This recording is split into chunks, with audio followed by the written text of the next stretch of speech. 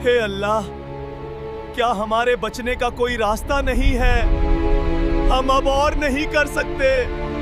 ऐ जुल्करनैन, हम तुम्हें सोना और चांदी सब कुछ देंगे, बदले में तुम हमारी मदद करो।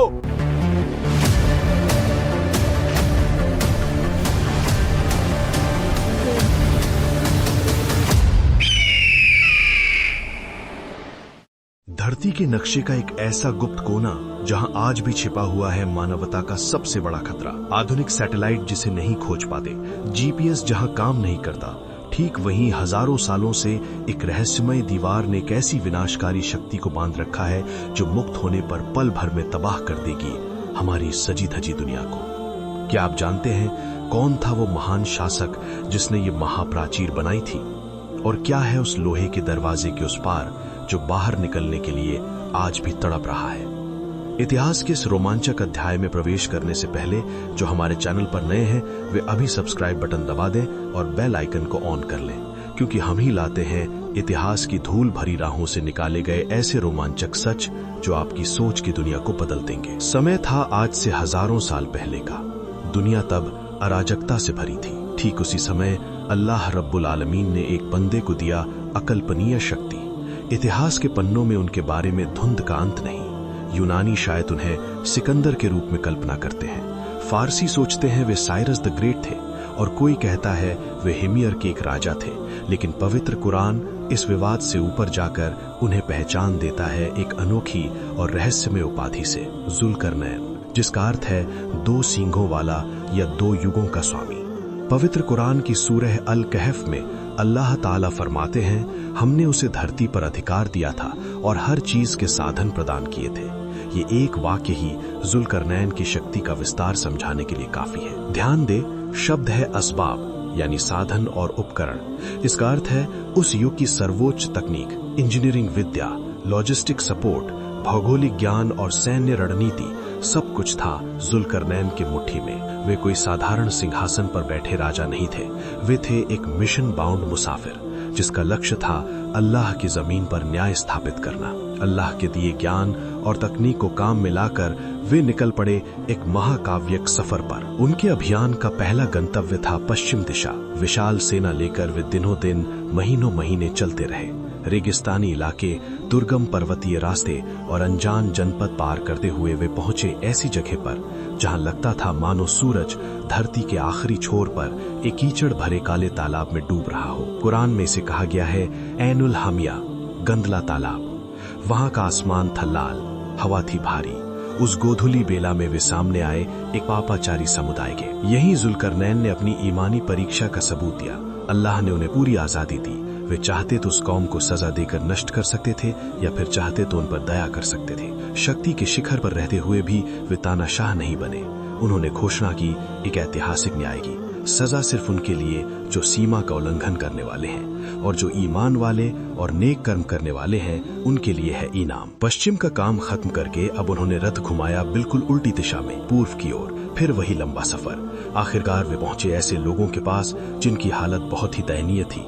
उस क्षेत्र की भौगोलिक स्थिति ऐसी थी कि वहां सूरज की तीव्र गर्मी से बचने के लिए कोई पहाड़, पेड़ पौधे या घरों की छाया नहीं थी। वे थे एक आदिम असहाय समुदाय जो धूप की तीव्रता में जल रहे थे। उनकी इस असहायता को देखकर विश्व विजेता योद्धा जुल्करनैन का दिल रो पड़ा। उन्होंने अपनी रणनीति और तकनीक से उनकी मदद की, उनके जीवन स्तर को सुधारने में भूमिका निभाई। लेकिन दर्शकों, कहानी का असली मोड़ शुरू होता है उनके तीसरे अभियान में। अब तक जो सुना वो था केवल भूमिका। असली चुनौती, असली खतरा अभी बाकी था। उनका अंतिम गंतव्य इंतजार कर रहा था हजारों मील दूर, बर्फ से ढके दुर्गम पहाड़ों के उस पार। पूर्व और पश्चिम की विजय के बाद अब उन्होंने उत्तर की ओर रुख किया। ये रास्ता था पहले वाले से बिल्कुल अलग। ऊबड़ खाबड़ रास्ते, आसमान चूमते पहाड़ और गहरी घाटियां। आखिरकार वे पहुंचे दो विशाल पर्वत दीवारों के बीच में। भूगोलवेत्ता इसे कहते हैं द बैरियर्स। लेकिन ठीक कौन सी जगह पर यह घटना घटी थी? अच्छा दर्शकों, यहाँ जरा रुकें। जुल्करनैन ने जो विशाल दीवार बनाई थी उसके बारे में शोधकर्ताओं के बीच कई मत हैं। कई शोधकर्ता मानते हैं ये कॉकेशस पर्वतमाला की किसी घाटी में स्थित है जो आज दरियाल गॉर्ज के नाम से जानी जाती है, और कोई मानते हैं ये शायद मध्य एशिया के किसी गुप्त स्थान पर है। आप क्या मानते हैं? ये रहस्यमय और अलौकिक दीवार असल में धरती पर कहाँ छिपी हो सकती है? वीडियो को पॉज करके अभी कमेंट सेक्शन में अपनी राय या धारणा बताएं। आपके कमेंट से ही शायद निकलेगा किसी नई सोच का सिलसिला। चलिए फिर लौटते हैं उस घाटी में। दो पहाड़ों के बीच जुल्करनैन को मिली ऐसी कौम जिनकी भाषा समझना था लगभग असंभव। बस न करे तारा कलीम, उनके कपड़े, उनका व्यवहार था अजीब, लेकिन एक बात स्पष्ट थी, उनकी आंखों में, चेहरे पर था तीव्र आतंक। वो मानो हर समय मौत के फरिश्ते को देखने की तरह कांप रहे थे। बहुत मुश्किल से दुभाषिए के जरिए उन्होंने जुल्करनैन को जो समझाने की कोशिश की, वो सुनकर किसी का भी खून सूख जाएगा। उन्होंने पहाड़ के उस पार की एक घाटी दिखाते हुए इशारों में बताया, इन दो पहाड़ों के उस पार रहती है एक श्रापित और हिंसक कौम जिनका नाम है याजूज और माजूज। ये कोई साधारण दुश्मन नहीं है, ये देखने में इंसानों जैसे होते हुए भी स्वभाव में जानवरों से भी नीच है।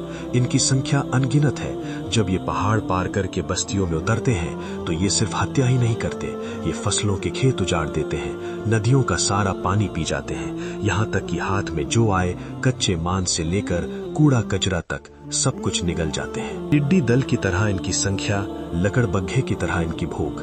जब ये हमला करते हैं तो लगता है मानो जीवित मौत की बाढ़ पहाड़ों से उतर रही है। उस कौम ने जुल्करनैन की शक्ति और विशाल सेना देखकर जीने की उम्मीद देखी।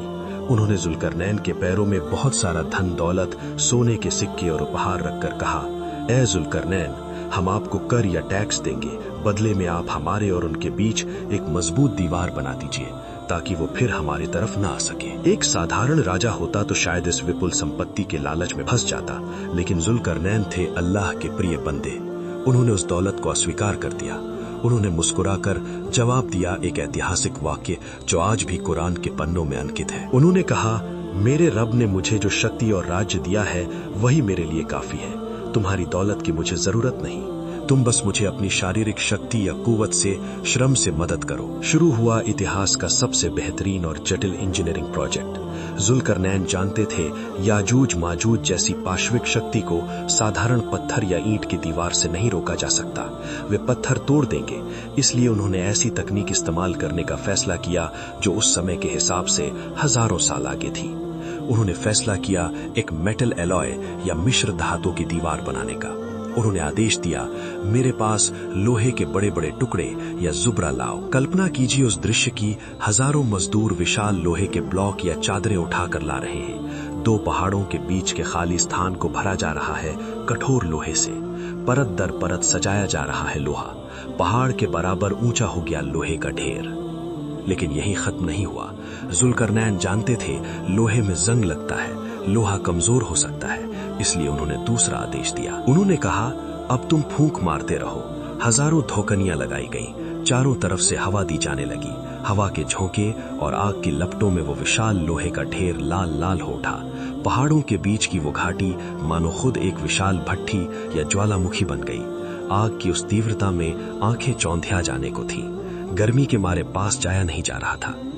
जब लोहा आग की तरह लाल और नर्म हो गया, तब जुल्करनैन ने अपना मास्टर स्ट्रोक खेला। उन्होंने कहा, अब पिघला हुआ तांबा लाओ, मैं इसके ऊपर डालूंगा। आधुनिक वित्तांग विज्ञानी आज हैरान हो जाते हैं। लोहे और तांबे के इस मिश्रण को कहा जाता है आयरन कॉपर हाइब्रिड। ये साधारण लोहे से कई गुना ज्यादा मजबूत और जंगरोधी होता है। जब लाल लाल लोहे के ऊपर पिघला हुआ तांबा डाला गया तो एक जोरदार साए साए की आवाज से आसमान जमीन कांप उठे। धुएं से घिर गया चारों ओर। पिघला हुआ तांबा लोहे के छिद्रों में प्रवेश करके उसे बना दिया स्टील से भी कठोर। धुआं हटने के बाद सामने खड़ा था एक विशाल मता पर्वत, चिकना, फिसलन भरा और आसमान चूमता। तांबे की परत होने से दीवार थी आईने की तरह बेहद फिसलन भरी, इसलिए याजूज माजूज कितनी भी कोशिश करें इस पर चढ़ नहीं सकते, और अंदर लोहे की कठोरता होने से वे इसे छेद नहीं सकते। कैद हो गया धरती का आतंक। हजारों हजार सालों के लिए रुक गया उनका आक्रमण। इतने बड़े कार्य के बाद दुनिया के सबसे शक्तिशाली शासक ने अपनी छाती नहीं फुलाई। उन्होंने नहीं कहा कि मैं कितना बड़ा इंजीनियर हूं या मैं कितना शक्तिशाली राजा हूं, बल्कि आसमान की ओर देखकर परम विनम्रता से कहा, हाजा रहमतुम मिर रब्बी, ये मेरे पालनहार की कृपा मात्र है। क्या अद्भुत विनम्रता, क्या अटूट विश्वास। लेकिन दर्शकों, जुल्करनैन जानते थे ये दीवार हमेशा के लिए नहीं है। कोई इंसान की बनाई दीवार अल्लाह के हुक्म को रोक नहीं सकती। इसलिए उन्होंने दीवार की ओर देखते हुए एक भयानक भविष्यवाणी की जो आज भी हमारे सीने में कंपन पैदा करती है।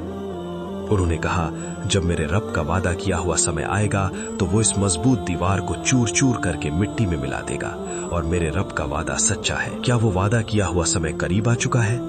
हमारे नबी हजरत मोहम्मद सल्लल्लाहु अलैहि वसल्लम आज से 1400 साल पहले ही एक दिन नींद से भयभीत होकर जाग उठे थे। उनका चेहरा लाल हो गया था। वे कह रहे थे, ला इलाहा इल्लल्लाह, अरबों के लिए विनाश करीब है। आज याजूज माजूज की दीवार में इतना छेद हो गया है। ये कहते हुए उन्होंने हाथ की उंगली से गोला बनाकर दिखाया था। वो दीवार आज भी है हमारे अनजान किसी स्थान पर, और उसके उस पार करोड़ों हिंसक प्राणी रोज उस दीवार को तोड़ने की कोशिश कर रहे हैं। हदीस में है कि वे रोज सूरज डूबने तक दीवार खोदते हैं, लेकिन अगले दिन आकर देखते हैं कि अल्लाह ने उसे फिर से पहले जैसा मजबूत कर दिया है। वे इंतजार कर रहे हैं सिर्फ अल्लाह की इजाजत का। जिस दिन वो इजाजत मिलेगी, जिस दिन वे कहेंगे इंशाअल्लाह, उस दिन ये आधुनिक सभ्यता, हमारे परमाणु बम, हमारी आसमान चूमती इमारतें सब तिनके की तरह बह जाएंगी। जुल्करनैन ने अपना काम कर दिया। वे इतिहास बन गए। उन्होंने हमें सिखाया कि शक्ति और तकनीक अल्लाह का दान है, उसे मानवता की भलाई में इस्तेमाल करना चाहिए। और सुरक्षा कोई बॉर्डर या दीवार नहीं दे सकती। असली सुरक्षा केवल अल्लाह की रहमत में है। प्रिय दर्शकों, वो महाप्राचीर शायद हमारी आंखों से ओझल है, लेकिन कयामत का वो भयानक समय क्या बहुत दूर है? क्या हम तैयार हैं उस समय के लिए जब लोहे के बंधन भी टूट जाएंगे? इतिहास की अमर सच्चाई आपके दिल में डर पैदा करे या भक्ति, तैयार रहने का कोई विकल्प नहीं है। आज के वीडियो ने अगर आपको कुछ नया सोचने पर मजबूर किया है तो लाइक करके हमारे साथ बने रहिए। मिलेंगे अगले एपिसोड में इतिहास के किसी नए अनजान मोड़ पर। तब तक अल्लाह आप सबकी हिफाजत करे। अस्सलाम वालेकुम व रहमतुल्लाह।